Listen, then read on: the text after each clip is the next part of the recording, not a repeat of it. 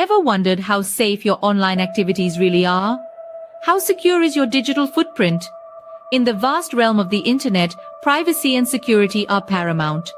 Without adequate protection, your personal data might be at risk.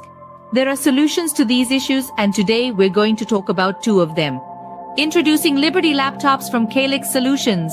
These cutting-edge devices are meticulously designed to bolster online privacy, providing you the liberty to surf the internet incognito. The World Wide Web can be a wild frontier, but with LIBERY laptops, your online privacy is always protected. We also present you crypto laptops, designed with cryptocurrency users in mind.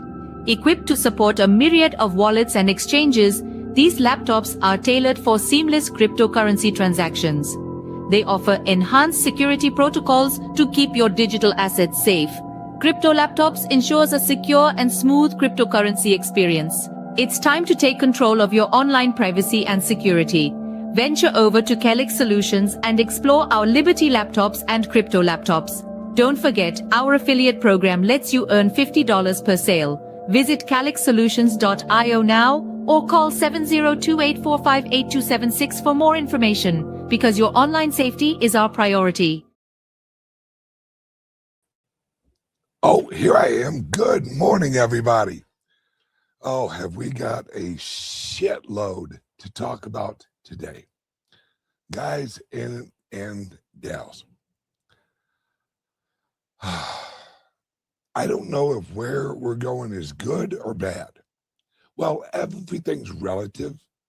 So I know one thing. Where we're going, no matter who wins the right-left challenge, I don't think any part of freedom is really on the table. There's no one really reaching for freedom. There's no one in Washington who is like, oh, hey, you know what we need? We need individual freedom. That's what we need. That'll solve all our issues. The problem is that through technological advancement, and I don't even know if I would call it advancement, through the creation of technology, we now live in a world where freedom it doesn't mean what it used to mean.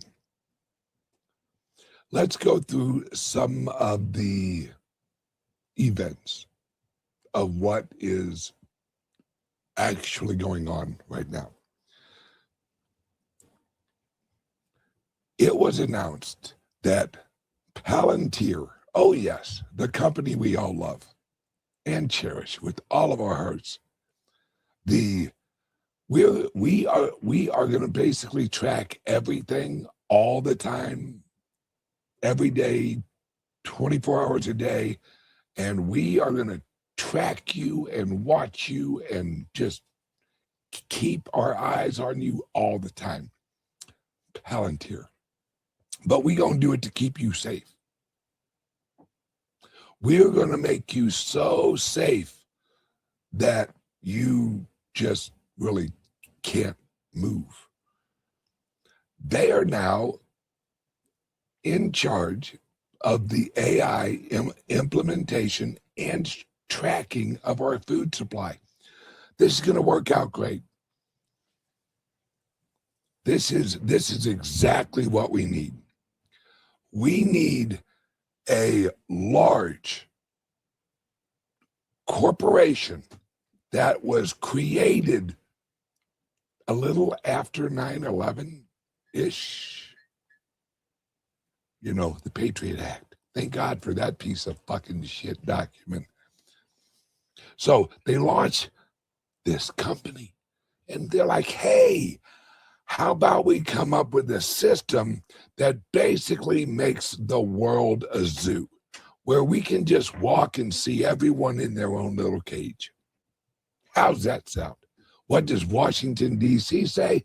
Fuck yeah, Let's double down on that bullshit. So now we have Palantir plugged in to the food supply. This is going to work out great. I'm pretty sure this is how every single sci-fi fucking show ever ends, where we all fucking die because someone poisons us or something fucking. But the big part is because there is an event that is coming. And the event will be blamed on AI. Oh, we had no idea that AI would totally break the whole system as we were trying to replace the old system with AI. Whoopsie. Because of what Trump is actually doing. And I understand it. He's breaking the old system using oil, using the dollar, using tariffs, which in this episode, we're going to see how the U.S. government used to be funded by tariffs. I think that's what Trump is trying to move us back to. But what no one's really talked about, and this is going to come up, see, tariffs, with the creation of the digital economy, tariffs will represent themselves in transaction fees on blockchains. And they're basically switching from a taxation system that we created. We created in 1913, and they're replacing that. Now, Trump wants tariffs and eliminate the income tax. That's going to be really popular.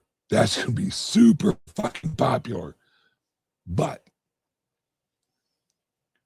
we privacy-wise, we real world wise, we're fucked. I don't know, because we have two systems. We have the progressive system and we have the technocrat system, technocracy. That's the two systems. One of them's going to win.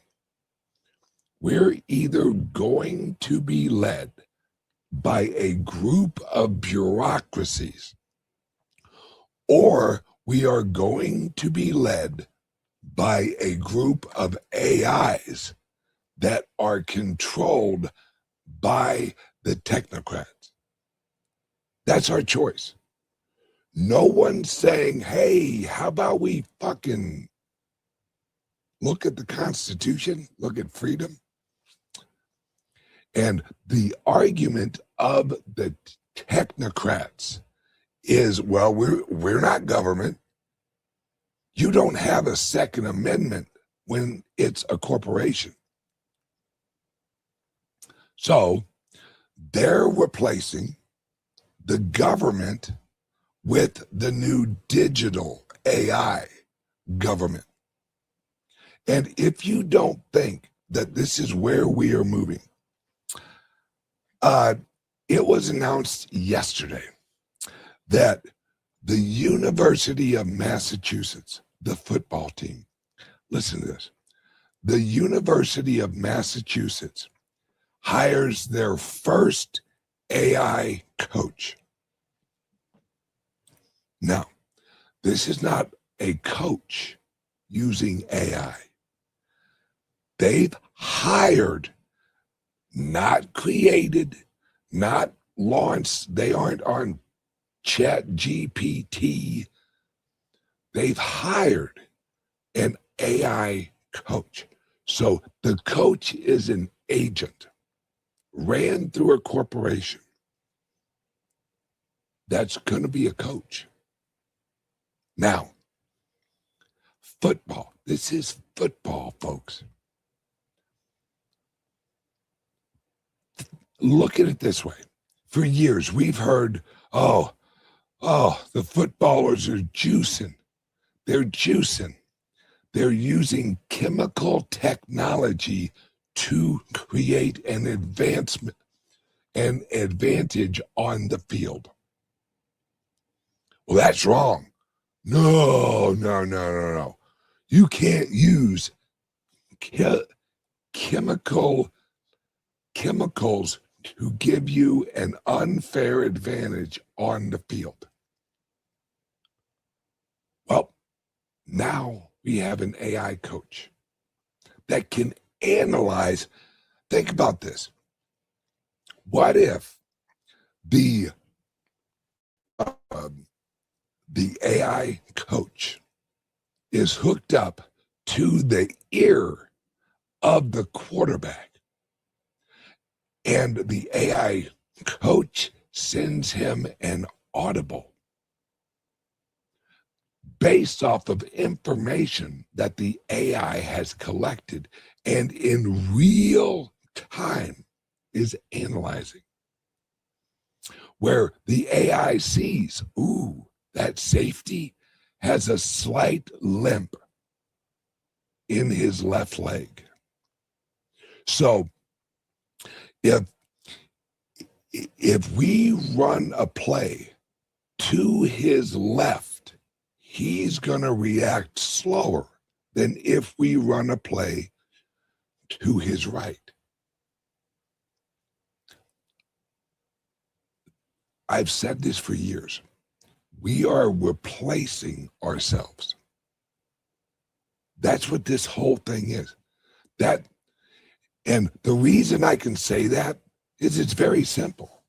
That's what we've always done. And that's what we are going to look at today, is the Industrial Revolution. There were two of them. There was one in the 1830s over in Europe and one over here in America in the 1880s. Because the Industrial Revolution originated over in Europe, then migrated over to America. We've always worked to replace ourselves. That's what a machine is. A machine is a replacement of labor from a human.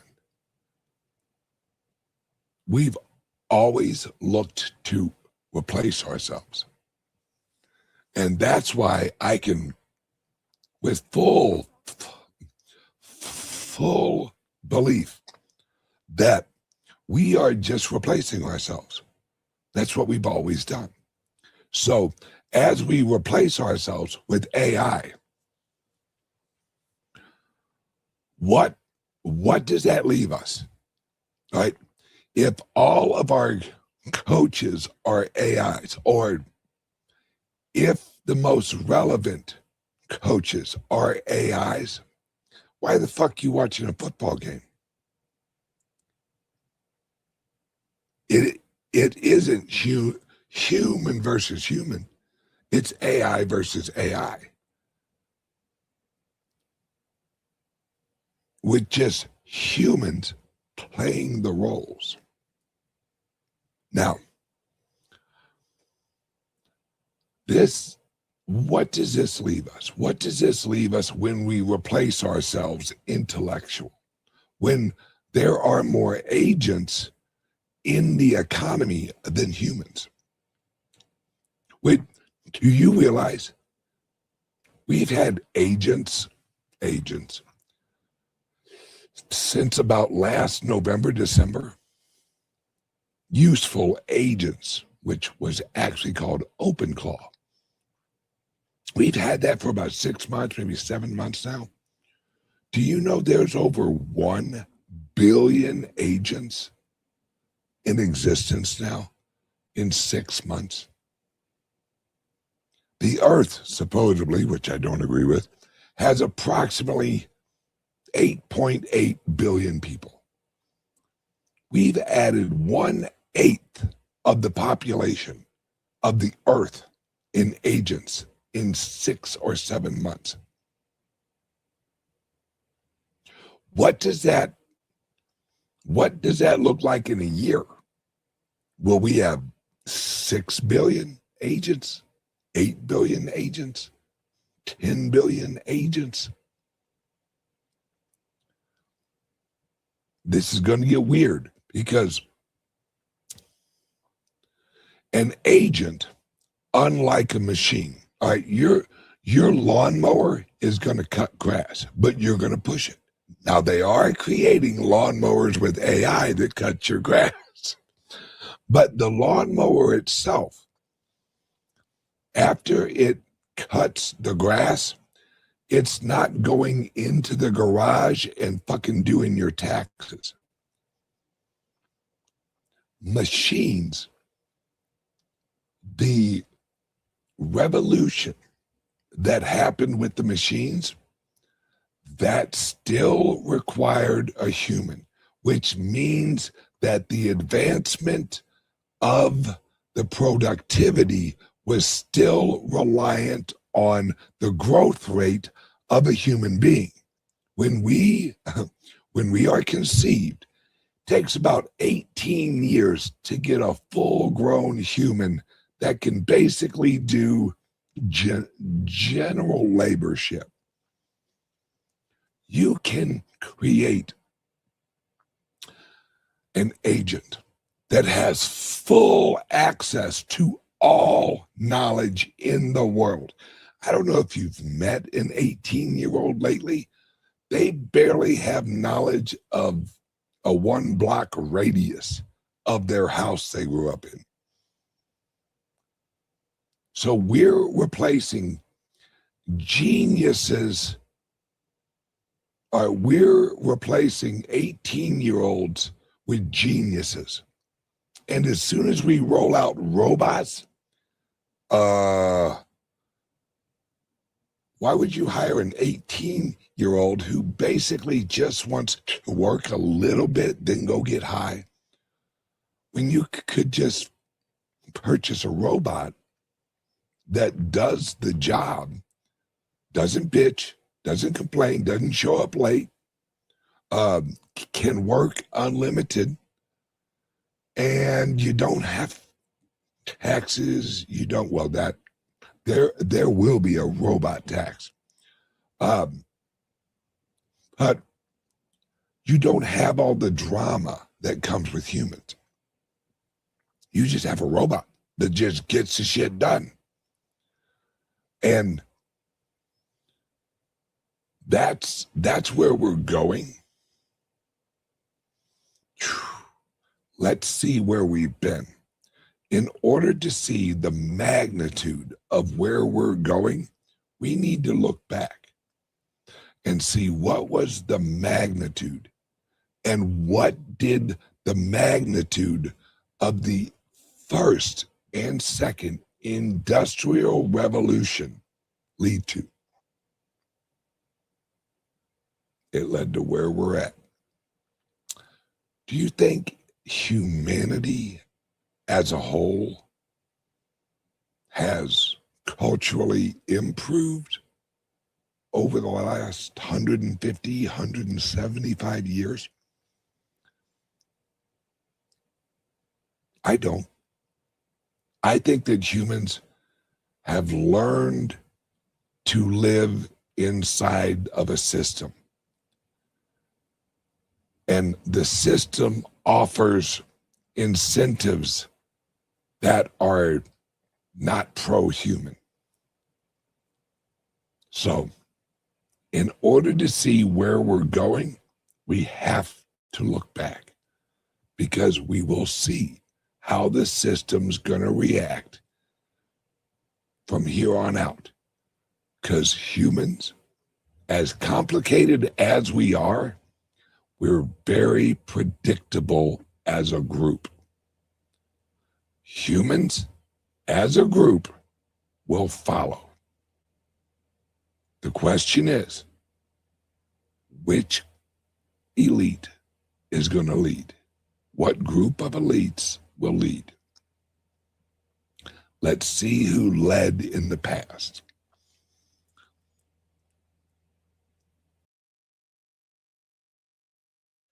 When the Industrial Revolution began, the world started to transform.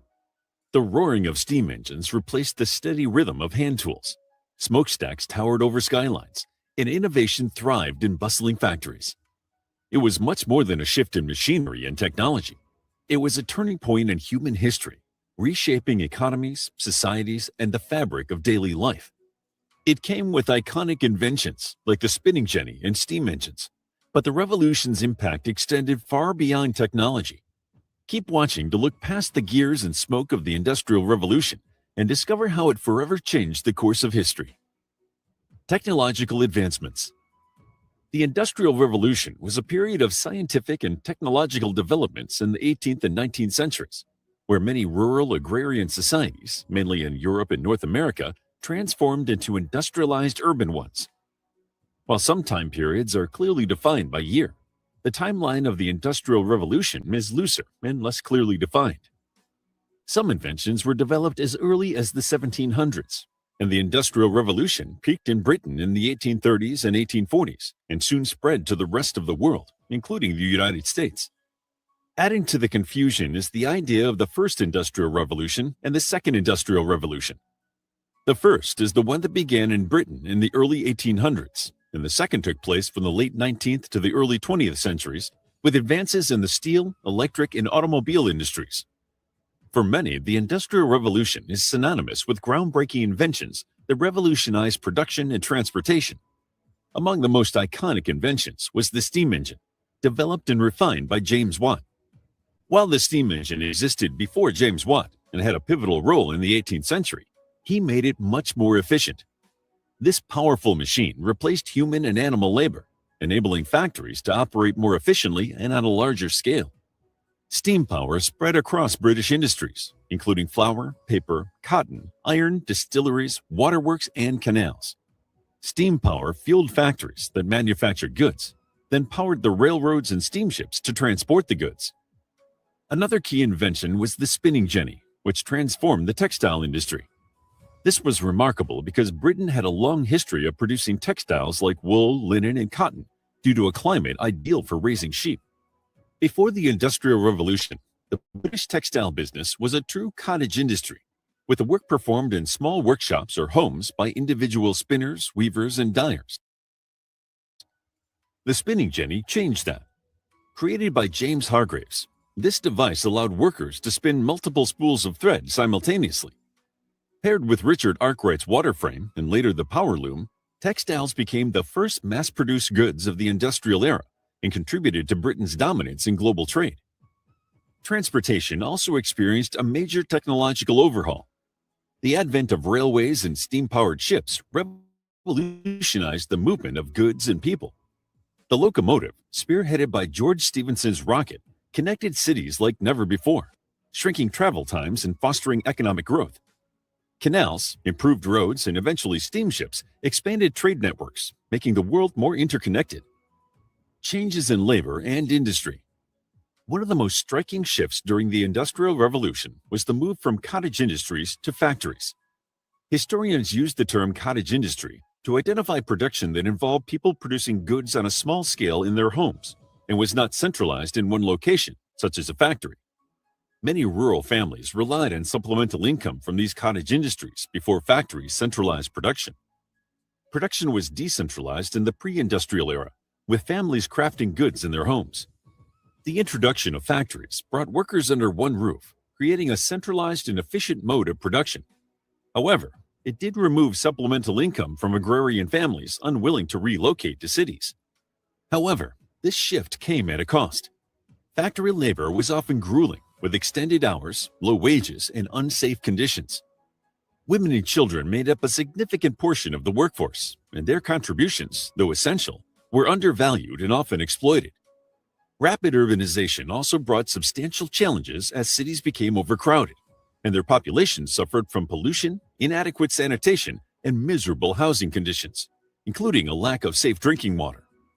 These harsh realities eventually led to the rise of labor unions and social reforms like child labor laws and health regulations, which aimed to improve workers' rights and conditions in Britain and the United States. Despite these challenges, the factory system significantly boosted productivity and output, laying the groundwork for modern industries. It also contributed to the rise of industrial capitalism, a system where business owners reaped immense profits while the working class struggled to make ends meet. Urbanization and the growth of cities.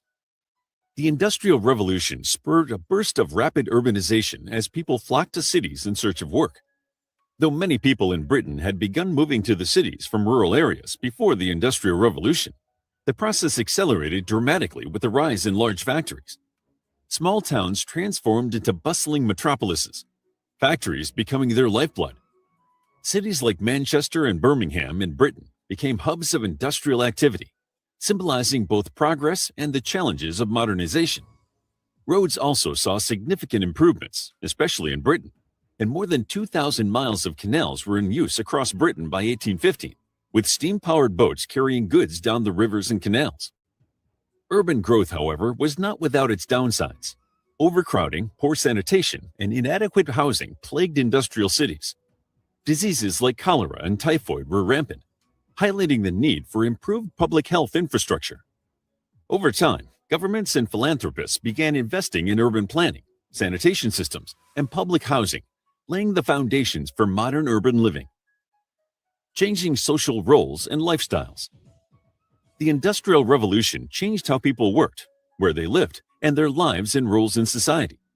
As women and children entered the workforce, traditional family structures evolved. While this provided financial support for families, it also disrupted conventional domestic roles and exposed workers to exploitative conditions. Education became increasingly important, mainly as industrial jobs demanded basic literacy and numeracy skills. This led to the rise of public education systems, which aimed to equip the next generation with the knowledge needed to thrive in an industrialized world. The middle class emerged as a distinct social group during this era. Comprised of factory owners, merchants, and professionals, it enjoyed newfound wealth and influence. In contrast, the working class faced significant hardships, which led to movements advocating for social justice, labor rights, and political representation. One of the most famous examples of labor movements included the Luddites, an organized band of skilled weavers and textile workers who rioted after textile machinery replaced jobs they had once done by hand. Many of them were trained artisans who had spent years learning their craft, and they acted out in fear that unskilled machine operators were robbing them of their livelihood. They called themselves Luddites after Ned Ludd, a young apprentice rumored to have wrecked a textile apparatus in 1779. It is not confirmed whether he was a historical or legendary figure, but he inspired the name either way. When the economic pressures of the Napoleonic Wars increased pressure on the artisans, a few desperate weavers began breaking into factories and smashing textile machines. This movement began in Nottingham toward the end of 1811 and spread to Yorkshire, Lancashire, Derbyshire, and Leicestershire by the end of the following year. Global trade and colonial impact. The Industrial Revolution also had far-reaching implications for global trade and colonialism, coinciding with an unprecedented boom in overseas trade. By the middle of the 19th century, it is estimated that Britain exported well over half of the world's cotton textiles.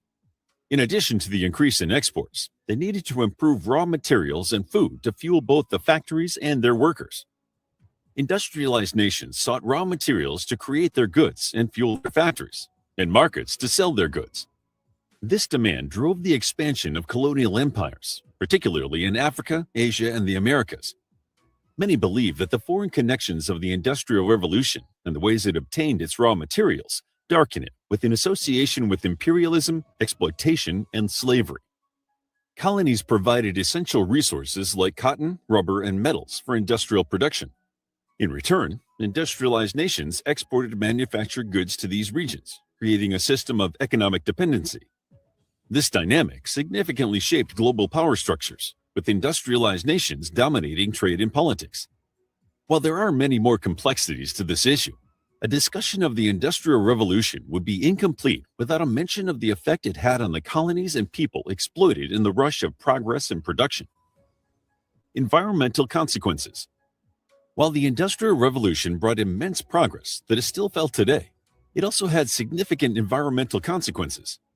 Each phase of industrialization added to the cumulative ecological strain, causing significant increases in deforestation, air and water pollution, and the depletion of natural resources. Coal-powered factories and transportation degraded air quality, while untreated industrial waste polluted rivers and streams. In addition to the direct impact of the factories and advances in transportation, urbanization and increased population created mass amounts of pollution. Not only did cities become more industrialized and make rapid economic progress, but they also created thick smog from coal-fired factories and residential heating. And the rivers, like the Thames, that flowed through the large cities, became dumping grounds for industrial waste. While the Industrial Revolution brought incredible changes, it took place long before meaningful environmental regulations. The focus on productivity and economic growth came at a steep ecological cost. It set in motion a pattern of unchecked resource exploitation and high emissions that we still struggle to reverse. The roots of the modern environmental crisis can be traced back to the Industrial Revolution, which established the system of mass production and fossil fuel dependence that continue to drive global climate change. These environmental issues sparked early conservation movements and debates about sustainable development. Today, the legacy of the Industrial Revolution continues to influence discussions about environmental stewardship and the balance between progress and preservation. However, although the Industrial Revolution was devastating for the rate of climate change, it brought many positive changes for mankind. Long-lasting cultural shifts and legacy. As you've seen, the Industrial Revolution was much more than an economic or technological phenomenon. While that is what it is remembered for, it also inspired cultural and intellectual movements. The Romantic era, for instance, emerged as a reaction to industrialization. It emphasized nature, emotion, and individualism. Writers like William Wordsworth and Mary Shelley grappled with the implications of progress, questioning the cost of humanity's newfound power. One interpretation of Mary Shelley's Frankenstein is that it reflects the anxiety about industrialization and scientific advancement. The Industrial Revolution also laid the groundwork for modern science and innovation.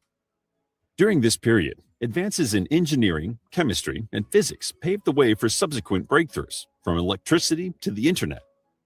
The era's spirit of invention and discovery continues to shape our world, reminding us of the transformative power of human ingenuity. It created millions of jobs in factories, on railways, and in coal mines, allowing people to transition from agrarian lifestyles to industrial employment. Despite the initial harsh working conditions, the Industrial Revolution improved living standards, making goods more affordable, and led to better housing, clothing, and access to consumer products. Additionally, wages increased steadily throughout the 19th century, enhancing the quality of life for the working class. The century also saw significant medical advances. Developments in chemistry and biology led to the discovery of vaccines, improved surgical techniques, and better public health measures. Innovations like the smallpox vaccine and antiseptic procedures contributed to longer life expectancy and reduced mortality rates. The revolution also allowed the mass production of these vaccines, making them accessible to more people. By the end of the Industrial Revolution, working life in rural and urban settings alike was changed forever by the invention of new machines, the spread of factories, and the developments in transportation and communication. Since the Industrial Revolution, people have been more connected than ever before. Consumer goods have been more affordable, and our economy, environment, and job industries have been forever changed. It was a time of incredible growth that changed the course of history, leaving marks that today's people still feel in our everyday lives. Every time we drive a car, see a piece of clothing manufactured in a factory, or see a train or factory, we can be reminded of the Industrial Revolution and how it changed the world as we know it. How would you like to get a deeper understanding?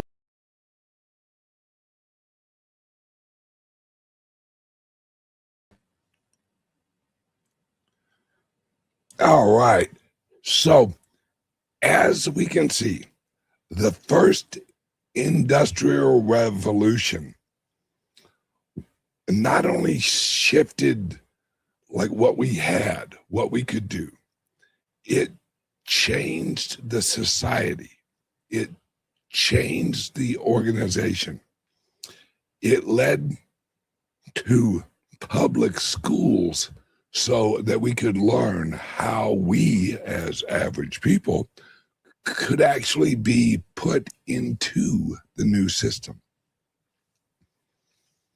That's what we're going through again.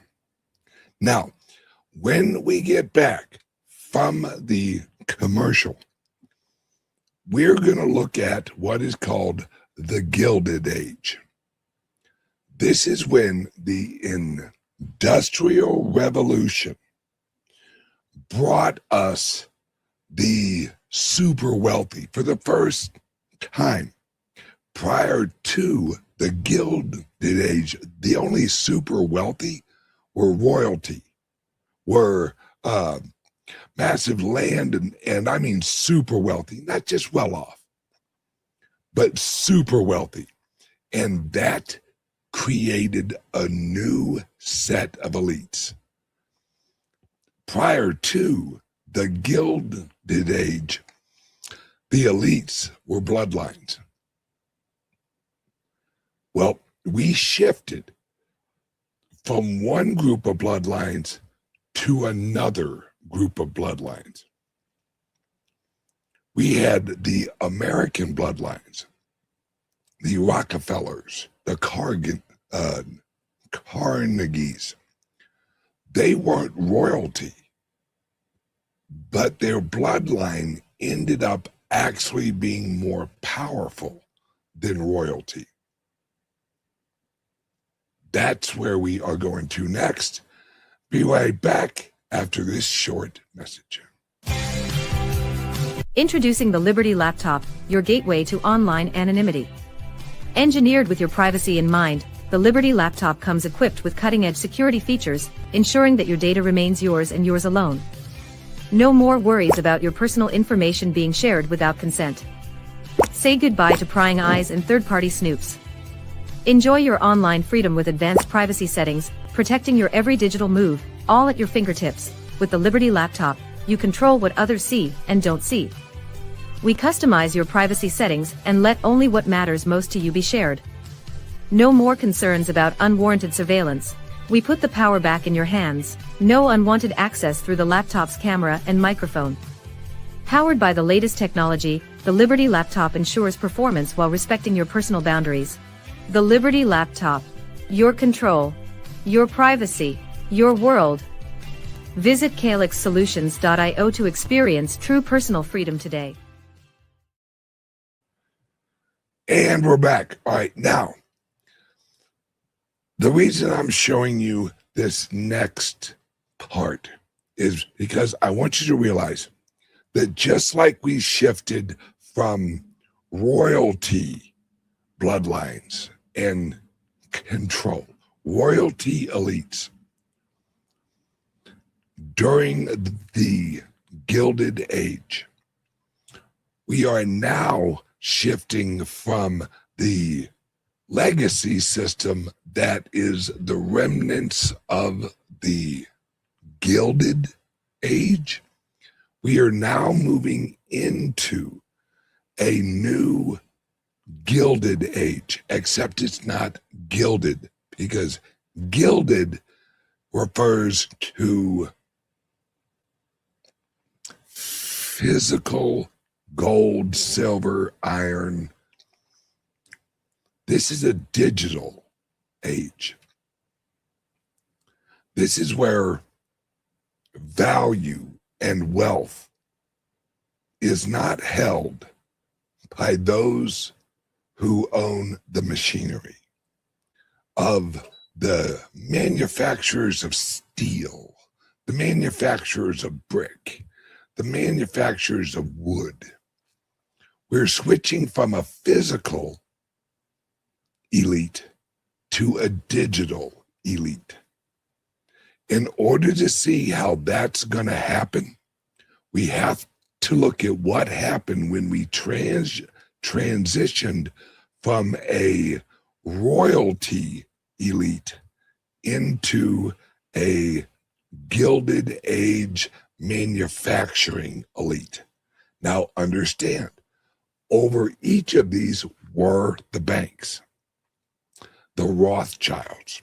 because the Rothschilds and their structures and their bloodlines and their corporate bloodlines still exist today. Let's roll this out, and I think you'll see very, very interesting links to where we are now.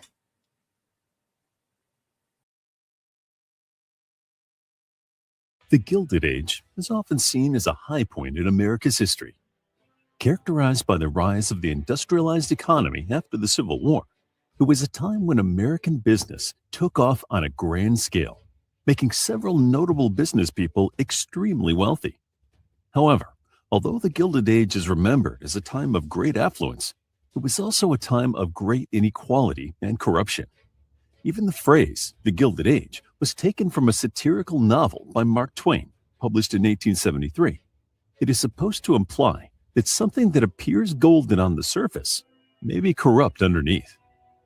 Shortly after the end of the American Civil War in 1865, the U.S. underwent an enormous burst of economic activity brought about by a wave of industrialization during the renewed peace. The Gilded Age normally refers to this prosperous period between 1870 and 1900, which overlaps with the latter part of the Reconstruction. While the Civil War had some devastating effects on the U.S., it also inaugurated important changes, including the spread of the telegraph and a major expansion of the railways. Within a few years of the end of the war, America also began to experience a period of major economic growth. While the industrial period had begun in Great Britain in the 18th century, America experienced its most intense period of industrial development during the late 19th century. In many ways, America had been long destined for the spectacular spurt of economic growth, blessed with a continent of valuable resources, including coal and oil and many useful agricultural products. In fact, after the war, many European investors saw the U.S. as a good bet for business, and soon a wave of money poured in from abroad. As well as attracting investors, America also went through one of its biggest ever waves of migration, which more than doubled the U.S. population. Up to this point, most Americans had roots in England, Scotland, and Wales, but the late 19th century saw many more immigrants arrive from the rest of the world, producing a much more diverse nation. As more visitors arrived and more industries expanded, the U.S. became much more urban, and many more towns and cities sprawled across the nation.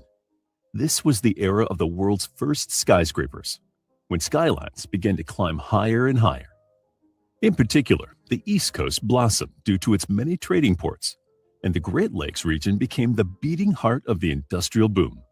Chicago was one of the great cities of the age, becoming both a major railroad hub and a truly international city that attracted visitors worldwide.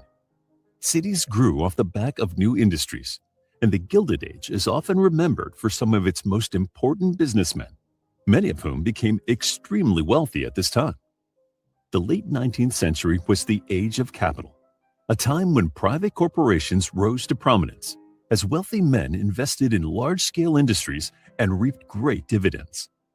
The American colonies themselves had been partially founded by private enterprises who raised capital from their investors, giving the U.S. a strong capitalist instinct quite early in its history. The American government continued to push a pro-business stance in the 19th century, allowing private companies to develop the major infrastructure projects the nation needed. The Gilded Age presidents were often said to be remarkably unmemorable, as they, by and large, took a hands-off approach to governance. As industrialization produced many more opportunities for these kinds of private businesses, America ballooned into the world's foremost capitalist power. The downside of this economic boom was that the few people who had enough money to invest in large-scale business enterprises tended to buy up most of their competition. Soon, multiple large monopolies had formed, undermining the spirit of healthy competition. The most well-remembered and notorious of these large monopolies were the Rockefeller oil monopoly, the Vanderbilt railroad monopoly, and the Carnegie steel monopoly. Carnegie Steel later became the J.P. Morgan steel monopoly, after the well-known banker, which bought Carnegie out for $480 million. J.P. Morgan, in particular, was also one of the Gilded Age's most famous money men, one of the wealthy bankers who made New York exceedingly rich by investing in businesses across the U.S. While these grand businessmen are often still remembered as great American heroes or captains of industry, others describe these business moguls in less flattering terms, dubbing them the robber barons of the Gilded Age. While some of these tycoons, such as Andrew Carnegie, spent millions on philanthropic projects, most robber barons were infamously ruthless and corrupt. For example, the Wall Street and railroad mogul James Fisk was famously involved in several shady practices, from extortion to bribery to risky market manipulation. Although by 1890, the Sherman Antitrust Act was passed in an attempt to make the dangerous monopolies these men accrued illegal. The act would have little effect on the monopolies that already existed. It wasn't until the election of Teddy Roosevelt at the end of the Gilded Age in 1901 that at least some of the robber barons' power was broken. Among the most famous of the great tycoons was Cornelius Vanderbilt, a man widely disliked in his lifetime for his cunning business practices. Vanderbilt is important because he was one of the major figures behind the enormous expansion of the railroads in the U.S. The Gilded Age was the golden age of the railway, as trains remained the fastest way to move goods across large areas. In the U.S., the Transcontinental Railroad was revolutionary, as it linked the Atlantic to the Pacific for the first time. When Vanderbilt entered the railroad industry, he was already very wealthy, but he sold his previous businesses to buy up as much rail track as he could. The railroads were particularly vulnerable to being taken over by monopolies because there was a very limited amount of train tracks in any given region. Soon, Vanderbilt could charge his customers extortionate rates, confident that they had no choice but to use his businesses to transport their goods. In response to the eye-watering high fees charged by many railway companies, a collective of farmers known as the Granger Movement campaigned for fairer prices. The Granger Union would go on to have a surprisingly important afterlife, as they would inspire both the People's Party and the Greenback Party, important progressive political movements which campaigned for fairer economic conditions and more economic equality. Economic equality was a hot topic in the Gilded Age. The late 19th century saw progressive workers' movements spread across the industrialized world in a bid to give ordinary people fairer hours, better pay, and safer working conditions in factories that often used dangerous equipment. Unfortunately, many wealthy Americans increasingly believed in the theory of social Darwinism, an ideology that argues poor people deserve to be poor because they are naturally inferior. Tycoons did little to help their workers, often demanding that they work harder for longer to increase output and turn more profit. In response to worsening conditions, many American workers unionized, and the American Federation of Labor that organized these unions was founded in 1886. Other workers took a more radical path, joining more socialist groups and even turning towards anarchism. The U.S. government did little to help the situation, repeatedly halting legislation meant to improve working conditions. Tensions between workers and bosses led to several major disasters in the Gilded Age. In 1886, the Haymarket riot in Chicago led to a series of deaths when workers' peaceful protest turned violent. An unidentified assailant threw a stick of dynamite into the crowd during the gathering in an attempt to hit a police officer. Shooting broke out, resulting in the deaths of many police officers and civilians. A few years later, a similar incident occurred in Pittsburgh in 1892. The so-called Homestead Strike saw a clash between a crowd of Carnegie steelworkers and a group of private militiamen from the Pinkerton Agency, who had been hired to police the crowds. During the violence, Henry Frick, a hated industrialist who violently opposed the unions, was almost assassinated by a disgruntled anarchist. Economic inequality was not the only major social issue of the Gilded Age. It was also a terrible time for race relations. The Native Americans suffered greatly during this period. During the Dakota Gold Rush in 1876, a war broke out between the U.S. government and the Sioux Nation, resulting in the biggest campaign against the Native Americans in U.S. history. 10 years later, in 1886, the last major Native American resistance force, led by Geronimo of the Apache, was finally defeated. The Gilded Age was also a dark time for African Americans. After federal troops withdrew from the South in 1877, the African American population lost its much-needed government protection. Lynching soon became common, with angry mobs of white Southerners accusing African Americans of any manner of crimes, with little to no evidence, and proceeding to carry out extrajudicial executions. To make matters worse, during the Reconstruction era, the first segregation laws, or Jim Crow, were passed, making Black Americans in the South second-class citizens. Although the 1875 Civil Rights Act had put some protections to prevent discrimination, the act was abolished in 1883. During this period, the enormous wave of immigration also led to a wave of nativism, a form of resentment against migrant workers. Italian and Irish immigrants were particularly picked upon, and in 1882, the Chinese Exclusion Act banned Chinese immigration altogether. While these workers contributed greatly to America's economic boom, many Americans feared losing out to foreign arrivals. Many immigrants in this era inevitably turned towards a growing and corrupt political phenomena, the political machine. These corrupt organizations were typically found in major cities and bought votes in exchange for favors. The most famous of these political machines was Tammany Hall in New York City, founded in 1786. It would become notorious for corruption by the late 19th century. Political machines thrived during the Gilded Age because they provided opportunities for poorer people and vulnerable migrants. Local politicians would find jobs for newcomers in their wards in exchange for their votes. Political machine bosses often helped immigrants gain their citizenship papers faster, and the jobs they created often provided better living conditions for the people living in their area. Come election day, these faithful patrons would vote, sometimes multiple times, for their valued protectors, securing them political power for years at a time. Although corruption, poor working conditions, and rampant prejudice were all rife during the Gilded Age, it is also a time of great opportunity. Ultimately, the problems of the Gilded Age would lead to another great era in American history, the age of progressive politics, in which reforms rolled back the worst excesses of this grand age of wealth and expansion. To learn more about the Gilded Age, check out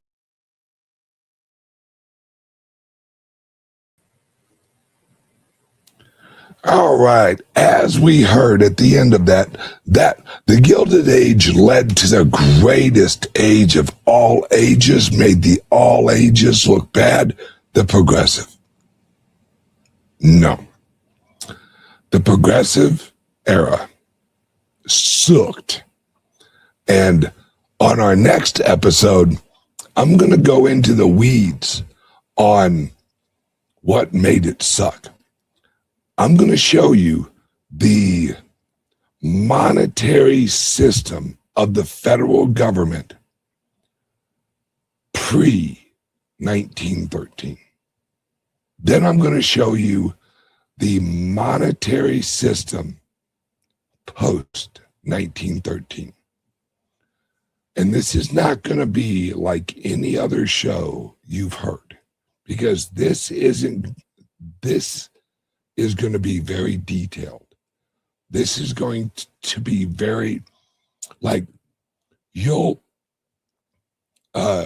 we'll give you the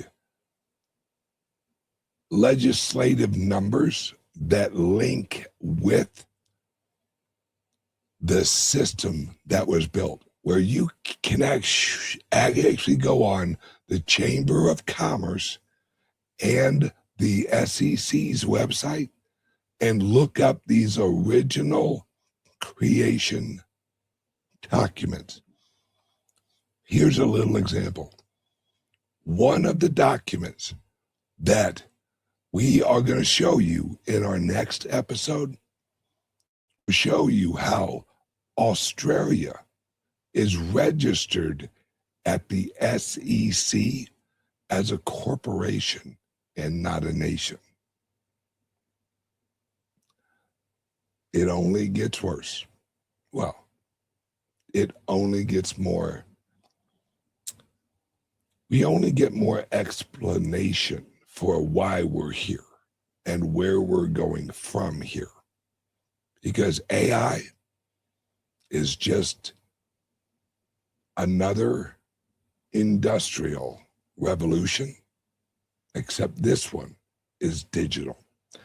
Everyone, have a great day. I love you guys, and we'll see you on the next episode. Bye-bye. Ever wondered how safe your online activities really are? How secure is your digital footprint? In the vast realm of the internet, privacy and security are paramount. Without adequate protection, your personal data might be at risk. There are solutions to these issues, and today we're going to talk about two of them. Introducing LIBERY laptops from CALIX Solutions. These cutting-edge devices are meticulously designed to bolster online privacy, providing you the liberty to surf the internet incognito. The World Wide Web can be a wild frontier, but with LIBERY laptops, your online privacy is always protected. We also present you crypto laptops, designed with cryptocurrency users in mind. Equipped to support a myriad of wallets and exchanges, these laptops are tailored for seamless cryptocurrency transactions. They offer enhanced security protocols to keep your digital assets safe. Crypto laptops ensures a secure and smooth cryptocurrency experience. It's time to take control of your online privacy and security. Venture over to CALIX Solutions and explore our LIBERY laptops and crypto laptops. Don't forget, our affiliate program lets you earn $50 per sale. Visit calixsolutions.io now or call 7028458276 for more information, because your online safety is our priority.